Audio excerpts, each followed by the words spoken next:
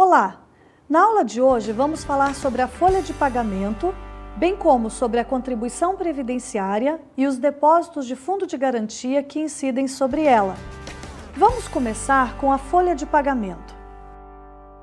Uma vez apropriados os cartões de ponto, verificadas quais foram as horas trabalhadas e os dias de falta do empregado, deve a empresa providenciar a elaboração da folha de pagamento, um documento feito com periodicidade mensal, onde o nome de todos os trabalhadores devem ali estar relacionados.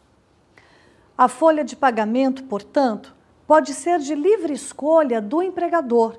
O modelo que vai ser adotado, a forma, a empresa pode escolher. Mas é importante lembrar que a periodicidade é mensal e na folha, neste documento, tem que estar o nome de todos os empregados daquele estabelecimento. A folha não é, portanto, para a empresa toda, e sim por estabelecimento, por número de CNPJ. Na folha, os trabalhadores devem estar agrupados por categoria, ou seja, tem que ser separado o grupo dos trabalhadores empregados do grupo dos trabalhadores autônomos. A empresa pode fazer a folha em ordem alfabética, mas não pode misturar nome de um empregado com o nome de um trabalhador autônomo. Deve, portanto, primeiro relacionar todos os empregados, depois relacionar todos os trabalhadores autônomos. Por fim, relacionar ao final o nome de todos os sócios que trabalham no empreendimento e que recebem prolabore.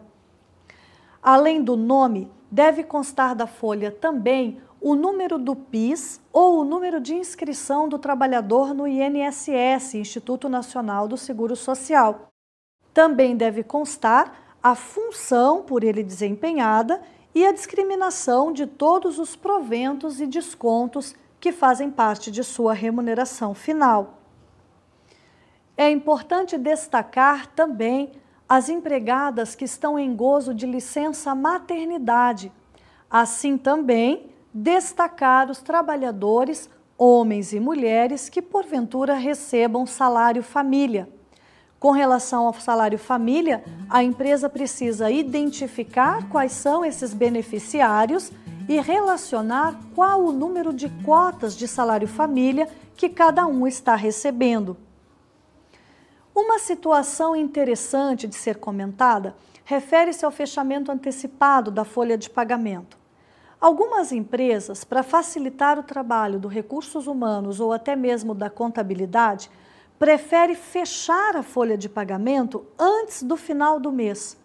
É comum verificarmos fechamento de folha dia 25, dia 26 do mês, de forma que os outros dias, 27, 28, até o dia 30, 31, são pagos no escuro.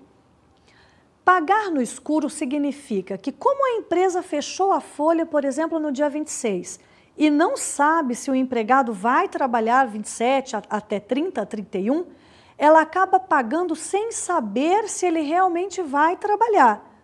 E se porventura ele venha a faltar um desses dias posteriores ao fechamento da folha, a falta é descontada no pagamento do mês subsequente. Esse fechamento antecipado e esse pagamento no escuro dos dias posteriores é perfeitamente permitido pela legislação brasileira. O que a empresa precisa observar, no entanto, é que se o trabalhador tiver prestado horas extras nesses dias em que forem posteriores ao fechamento da folha, do dia 27 a 30, 31, por exemplo, essas horas extras precisam ser pagas impreterivelmente até o 5º dia útil do mês subsequente e não podem deixar para ser pagas na folha de pagamento do mês subsequente, como a empresa faz com as faltas. As faltas não tem problema nenhum serem descontadas na folha seguinte, porque se trata de desconto e não de pagamento. Agora, as horas extraordinárias, por se tratar de provento, de recebimento, precisam observar o prazo de pagamento dos salários sob pena de multa administrativa a ser aplicada pela fiscalização do Ministério do Trabalho e Emprego.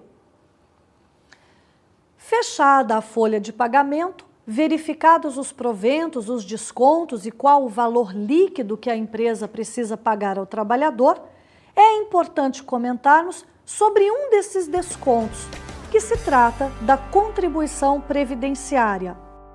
A contribuição previdenciária é um tributo, tem natureza tributária, conforme entendimento do Superior Tribunal de Justiça, e está prevista na Lei 8.212, de julho de 1991, que é a lei que trata do custeio do financiamento da Seguridade Social. Esta contribuição é obrigatória por todos os trabalhadores brasileiros, pelos trabalhadores empregados, pelos trabalhadores autônomos e até mesmo pelos trabalhadores empresários. A contribuição dos trabalhadores empregados, dos obreiros, assim gostamos de dizer no direito, no ramo de direito previdenciário, ela está prevista no artigo 20 da Lei 8.212 de 1991 e determina o artigo 20 que é a empresa a responsável por este desconto e arrecadação. A empresa, portanto, desconta do trabalhador o percentual adequado à remuneração mensal que o mesmo auferiu. Existe uma tabela para isso, denominada tabela de salário de contribuição, com 3 alíquotas, 8%, 9% e 11%. A empresa então verifica qual o valor da remuneração bruta, antes dos demais descontos, que o trabalhador tem direito. Sobre esta remuneração bruta, ela vai aplicar as alíquotas de 8%, 9% ou 11%, conforme tabela divulgada pelo Ministério da Previdência Social. Veja a tabela que se encontra em vigor. Como você pode observar, na alíquota mínima de 8%, não existe um valor mínimo de remuneração a ser percebido pelo trabalhador. Assim, por exemplo, se um trabalhador foi admitido no último dia do mês de abril, 30 de abril de um determinado ano, e a remuneração dele mensal seria de R$ 900, de forma que pelo dia 30 de abril, um único dia no mês, ele vai estar ganhando R$ 30. Como ele foi admitido no último dia, ele vai receber, referente ao mês de abril, apenas R$ 30. O que a empresa vai fazer? Pegar os R$ 30, que é a remuneração bruta daquela competência, e aplicar a alíquota mínima de 8%. Não existe, portanto, valor mínimo a título de contribuição previdenciária, mas existe valor máximo. Como você pode observar, a alíquota de 11% não vai incidir sobre o valor total, sem limite, recebido pelo trabalhador. Ela vai incidir sobre o valor teto fixado pela Previdência Social. Por exemplo, se um trabalhador ganha uma remuneração mensal de R$ 10.000, a alíquota de 11% não vai incidir sobre o total de R$ 10.000, mas tão somente pelo valor teto fixado pelo Ministério da Previdência Social. Aplicada a tabela, verificada qual é a contribuição previdenciária devida pelo empregado, a empresa vai proceder o desconto desta contribuição na folha de pagamento. No contra-cheque do trabalhador já vem mostrando o valor devido ao INSS, no campo de descontos. A empresa, portanto, retém o valor do trabalhador, desconta dele a contribuição e fica na obrigação de entregar esse dinheiro aos cofres da Previdência, através da arrecadação na via bancária até o dia 10 do mês subsequente ao mês trabalhado. Caso a empresa venha a não recolher estas contribuições, o trabalhador não tem absolutamente nenhum prejuízo em termos previdenciários, seja para fins de recebimento de algum benefício de auxílio-doença ou até mesmo para contagem desse tempo para fins de aposentadoria.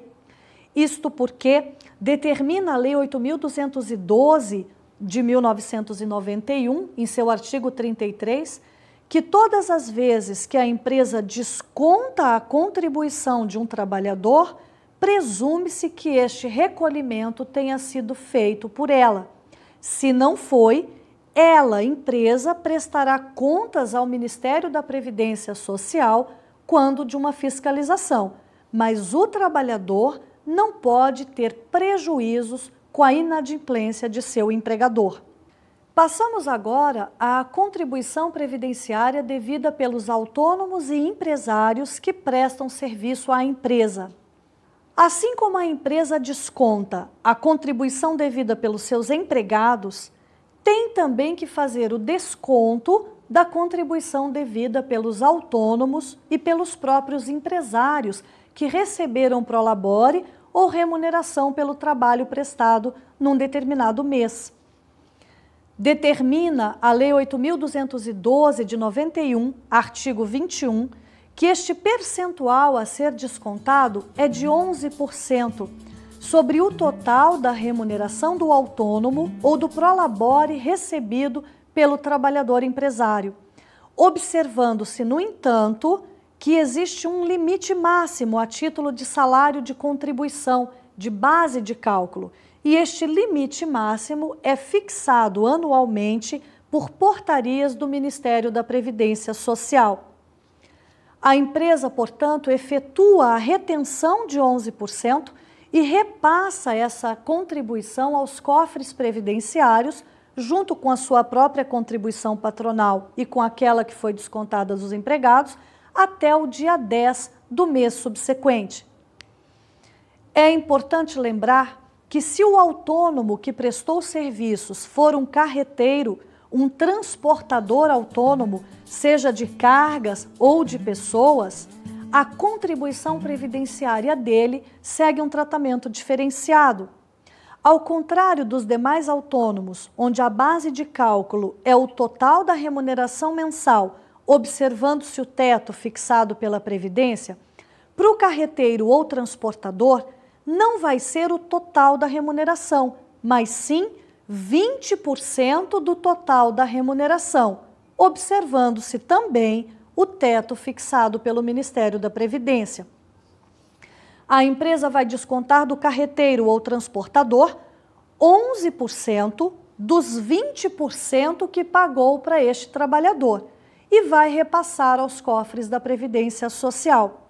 É importante lembrar também que no caso de transportadores ou carreteiros autônomos, há que se fazer a retenção, além da contribuição previdenciária de 11%, de mais 2,5%, também incidentes sobre 20% da remuneração do trabalhador. Desses 2,5%, 1,5% são destinados ao SEST, Serviço Social do Transporte, e 1% ao SENAT, Serviço Nacional de Aprendizagem do Transporte. Feitas as retenções, tanto da contribuição previdenciária quanto do SEST e SENAT, a empresa deve repassar à Previdência, no prazo determinado por lei, e deve entregar ao trabalhador autônomo um documento. O mesmo documento tem que ser entregue também ao empresário. Trata-se de um formulário, um papel, que pode ser feito pela própria empresa em computador ou até mesmo manuscrito, onde deve constar os dados da empresa, os dados do trabalhador, inclusive o número dele de inscrição na Previdência Social, a detalhação de qual foi o serviço prestado e o valor pago por este serviço. Num segundo momento do formulário ou do documento, deve aparecer qual foi o valor descontado a título de contribuição previdenciária e o valor líquido entregue ao trabalhador autônomo ou empresário.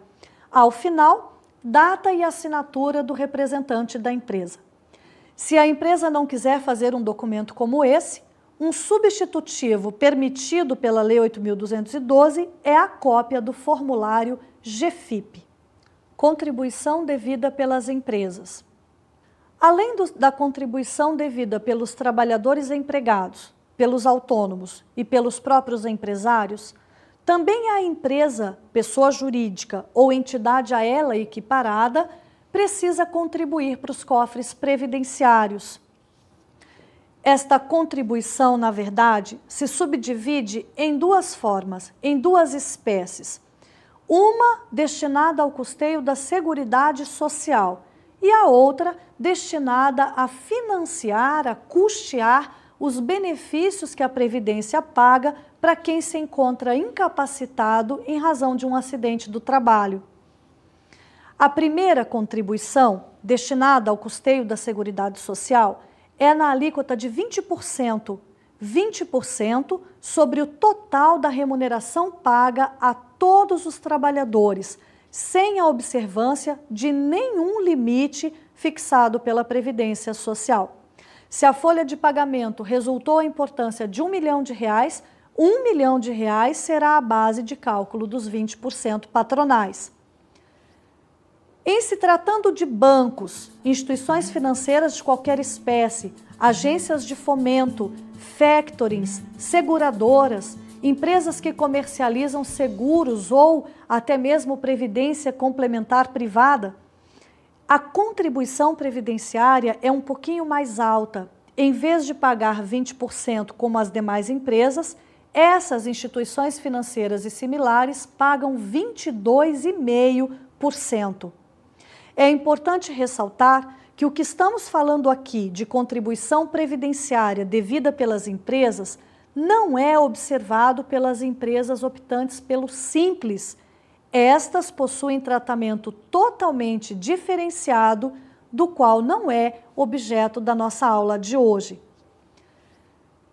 Além da contribuição, então, de 20% ou 22,5% devida para custear a Seguridade, existe ainda aquela segunda que mencionei, que serve para custear os benefícios decorrentes de acidente do trabalho e também aposentadorias especiais.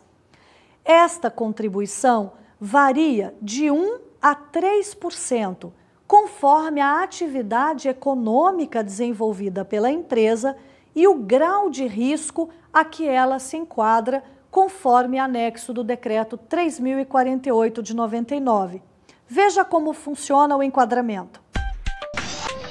Lei 8.212 de 1991, artigo 22, inciso 2º, alínea A.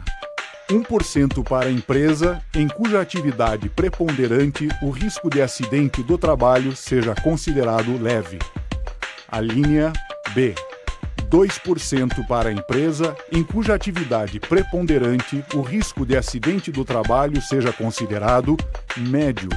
Ou, a linha C, 3% para a empresa em cuja atividade preponderante o risco de acidente do trabalho seja considerado grave.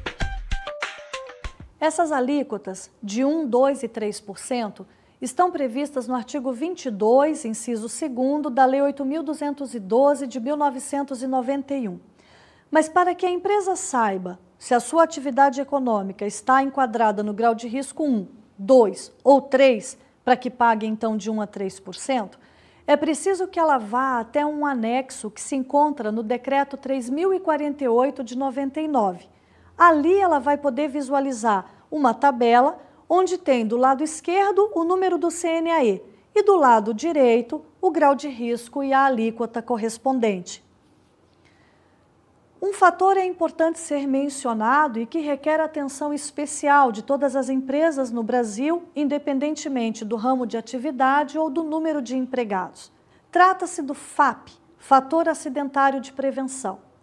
O que ocorre é que em dezembro de 2002 foi publicada uma medida provisória de número 83, portanto 83 de 2002, onde havia uma previsão de que essas alíquotas de 1%, 2% ou 3% poderiam vir a ser reduzidas pela metade ou aumentadas em até o dobro, em 100%, conforme o andamento das empresas em termos de acidente do trabalho relacionados com o ambiente do trabalho.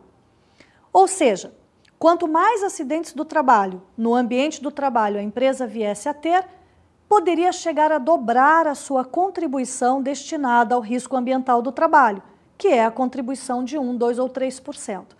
Quanto menos acidentes ela tivesse, mais chances teria de reduzir pela metade o tributo que paga a esse título.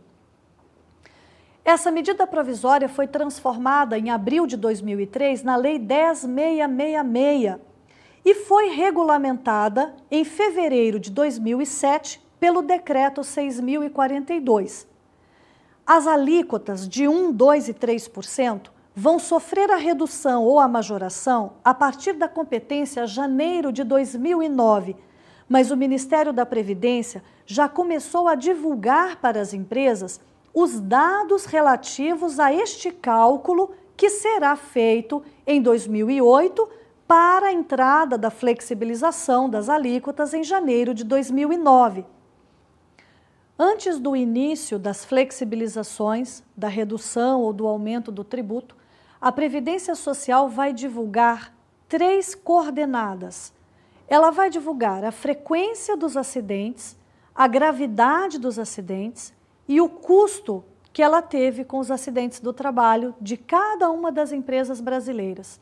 As empresas devem se manter atentas a essas divulgações, porque muitas vezes elas contêm erros, e esses erros precisam ser impugnados tanto na via administrativa e até mesmo serem objetos de ação judicial, para que não fique caracterizado um número excessivo de acidentes do trabalho e para que isso não venha a prejudicar uma possível redução no encargo a partir de janeiro de 2009 para frente. As alíquotas de 1, 2 e 3% também podem ser aumentadas em razão da existência de agentes nocivos que possibilitem a obtenção de uma aposentadoria especial. Todas as empresas em que seus ambientes tenham agentes nocivos que permitam a aposentadoria antecipada do trabalhador devem pagar um acréscimo, uma alíquota extra, além das alíquotas básicas de 1, 2 ou 3%. Veja a tabela. Lei 9.732, de 1998. Artigo 2º. Existência de agente nocivo que permita aposentadoria especial aos 15 anos de atividade. Acréscimo de 12%. Existência de agente nocivo que permita aposentadoria especial aos 20 anos de atividade. Acréscimo de 9%. Existência de agente nocivo que permita aposentadoria especial aos 25 anos de atividade. Acréscimo de 6%. Estes acréscimos, como você pôde observar, variam conforme o tempo de trabalho necessário para a obtenção da aposentadoria. Quanto mais próxima for a aposentadoria, maior o acréscimo. Eles estão previstos na Lei 9.732, de 1998. E podemos citar o exemplo mais grave deles, até mesmo, de uma mineradora. As mineradoras subterrâneas possuem agentes muito nocivos em seus ambientes de trabalho, principalmente quem trabalha no subterrâneo na frente de produção. Aquele trabalhador precisa apenas de 15 anos de serviço para conseguir uma aposentadoria. E esta empresa, portanto, vai pagar, além dos 3% básicos de contribuição, um adicional de 12%.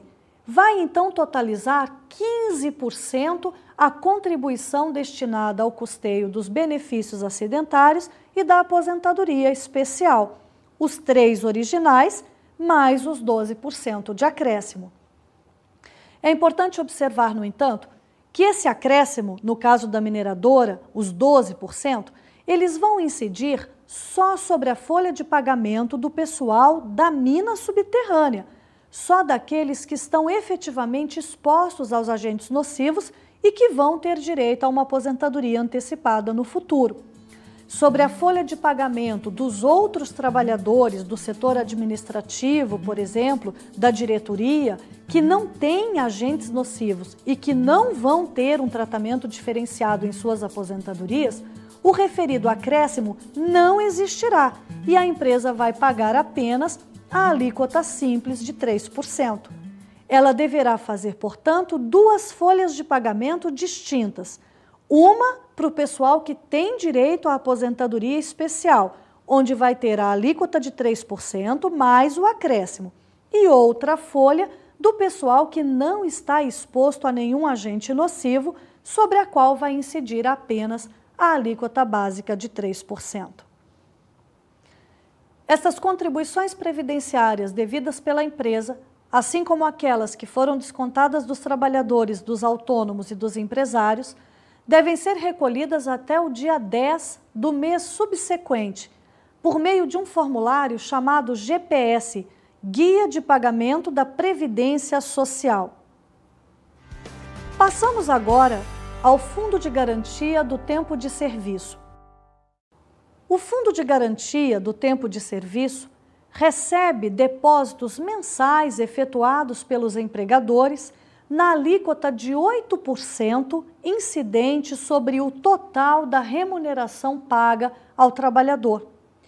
O Fundo de Garantia, mais chamado de FGTS, o nome comum utilizado é este, é depositado todo dia 7 do mês subsequente, ou até o dia 7, porque é possível a empresa antecipar o depósito, se assim desejar.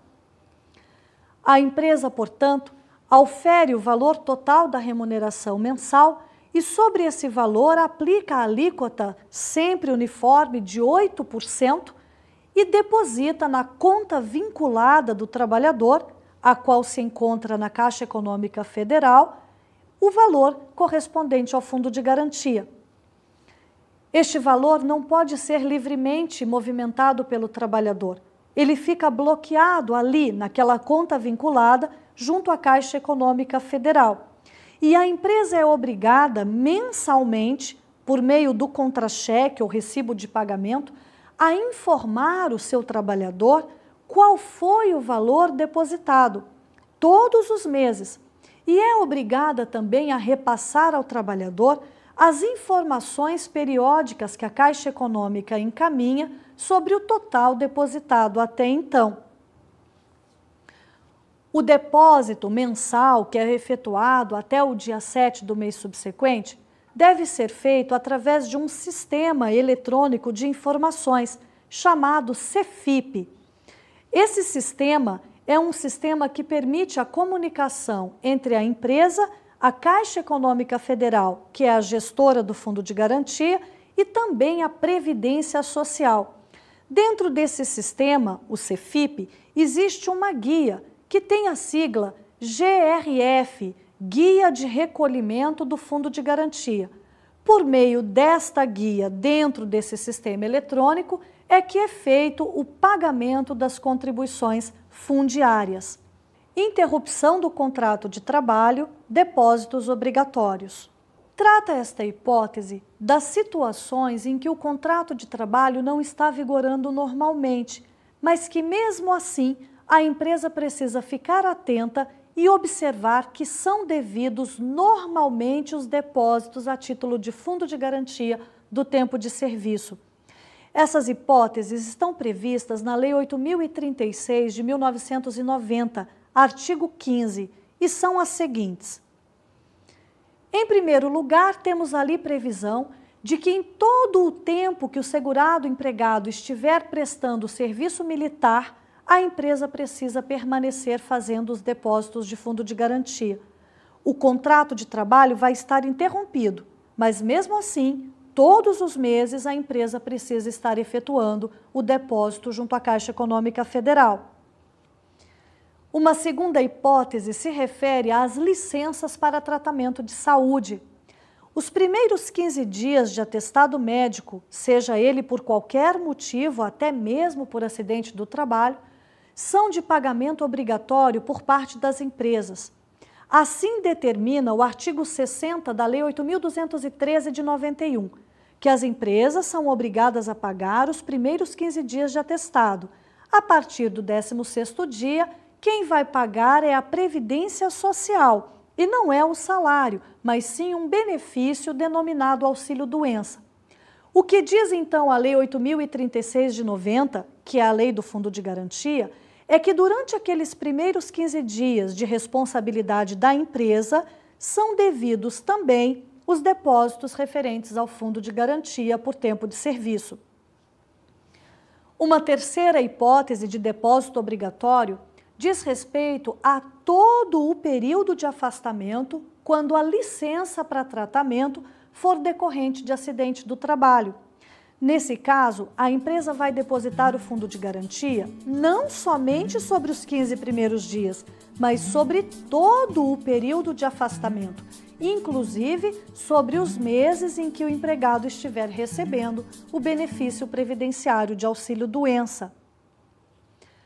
Também é devido o pagamento nas hipóteses de licença maternidade, que tem duração de 120 dias, conforme Lei 8.213 de 91, e nos casos de licença paternidade, que tem duração de 5 dias corridos, conforme artigo 10 da Constituição Federal, ato das disposições constitucionais transitórias.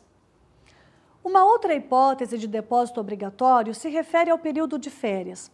Enquanto o empregado está gozando as férias, o contrato está interrompido e, mesmo assim, a empresa precisa permanecer depositando o fundo de garantia do tempo de serviço.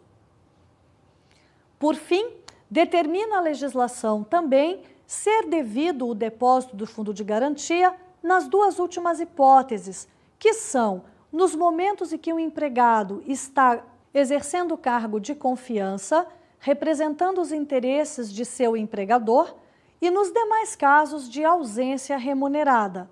Vamos ver agora as parcelas integrantes da base de cálculo. O fundo de garantia do tempo de serviço incide sobre o total da remuneração percebida pelo empregado. Assim, por exemplo, se um empregado ganha R$10.000, o depósito será de 8% no total de R$800, sem a observância de qualquer limite. A Lei 9.711 de 98 determinou que sobre as parcelas que incidirem a contribuição previdenciária, iria incidir também os depósitos do fundo de garantia. Assim, se incide a Previdência, vai incidir também o FGTS. Estas parcelas estão detalhadas uma a uma no Decreto 3.048 de 99, artigo 214, parágrafo 9º. Mas é importante observar que, apesar da regra geral ser esta, incidiu Previdência e incide também fundo de garantia, existem algumas situações de exceção, onde não vai haver a contribuição previdenciária, mas que vai ser obrigatório o depósito do fundo de garantia do tempo de serviço. Confira as hipóteses. Aviso prévio indenizado. 13º salário correspondente ao aviso prévio indenizado. Remuneração que seria devida ao empregado afastado por motivo de acidente de trabalho. Remuneração que seria devida ao empregado afastado para prestar serviço militar obrigatório. Rescisão contratual. É importante que a empresa observe também que, além do depósito mensal que ela vai fazer a título de FGTS e que incide sobre a remuneração do mês, há também um depósito especial nas ocasiões de rescisão contratual, principalmente nas rescisões sem justa causa.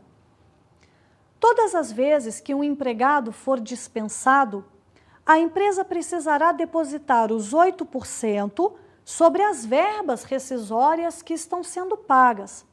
E quando essa dispensa for sem justa causa, chamamos de dispensa imotivada, é devido também o pagamento de uma multa. Além dos 8% normais, a empresa vai pagar 40% de todos os valores que estão depositados na conta vinculada junto à Caixa Econômica Federal.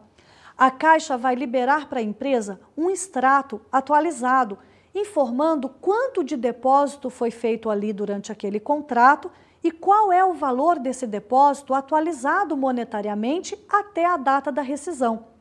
Sobre esse valor total, a empresa calcula e paga, através de um depósito na Caixa Econômica, a multa de 40%.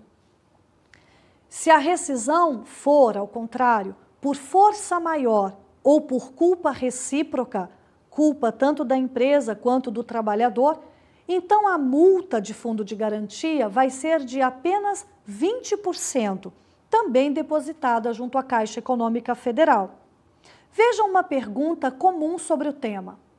A minha questão é a seguinte: a multa de 40% sobre os depósitos do FGTS pode ser paga diretamente ao trabalhador em dinheiro? Houve épocas em que esta multa de 40% ou de 20% podia ser paga diretamente na rescisão contratual, em dinheiro, para o trabalhador, junto com as demais verbas rescisórias. Mas não é mais assim. Hoje em dia, a Lei 8.036 de 90 é clara em dizer que este valor, seja da multa de 40% ou a de 20% nos demais casos, tem que ser depositada na Caixa Econômica Federal, na mesma conta onde se encontram os demais depósitos do trabalhador. Ele vai poder sacar essa quantia, mas ela não pode ser paga em dinheiro na rescisão contratual.